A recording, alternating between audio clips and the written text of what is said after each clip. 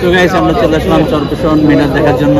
এখানে এসে যা দেখলাম শুধু মানুষ আর মানুষ, আর ইয়া বড় মিনার, এটা আমাদের বাংলাদেশের সর্ববৃহৎ মিনার।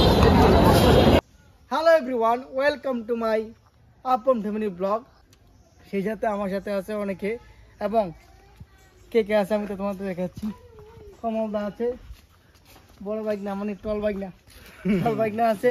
আর পিছনে আছে আমাদের সদ্যীয় এই চ্যানেলের ওনার কৃষ্ণ মজুমদার। তো আমরা ইতিমধ্যে এখন যাব। তো তোমরা ভিডিওটা কন্টিনিউ করো, আর যারা যারা তাণ্ডব মুভির রিভিউ দেখো নাই অবশ্যই সেই ভিডিওর মাধ্যমে তোমাদেরকে রিভিউ দেবো। লাইক কমেন্ট দিয়ে সাথে থাকুন, সেটা বলবো না।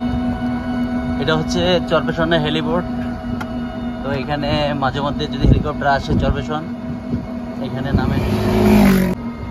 কি সুন্দর আকাশের মেঘের দৃশ্য। তো বন্ধুরা, আমরা চলে আসলাম চরপেশন জেকুব টাওয়ার দেখার জন্য। তো এই সর্বপ্রথম আমি এখানে এসেছি, আর কখনো আসা হয়নি। তো এখানে আমার সাথে এসেছে আপন, পঙ্কজ এবং কমল। তো এখানে তার সাথে নিলয়, সে চরপেশনে থাকে, তার সাথে দেখা।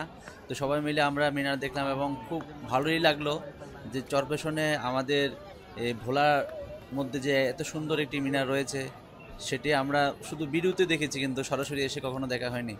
তো আজকে এখানে এসে এখানের যে পরিবেশটা খুবই সুন্দর লাগলো আর খুব ভালো লাগলো।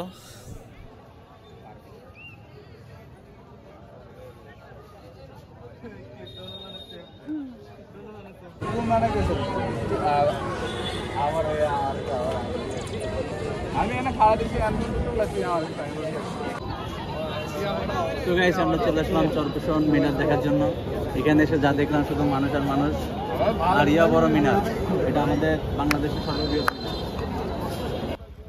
তো গাইস শালা নিলয় বাইক নিয়ে আসলো, তারপর একটু বাইকটা চালিয়ে দেখছে, আর আমরা এখানে অপেক্ষা করছি।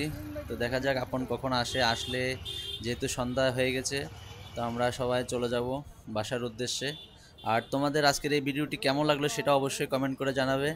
আর আমাদের এই ভোলার যে জেকুব টাওয়ার বা মিনার রয়েছেন, সেটি দেখার জন্য তোমরা অবশ্যই আসবে।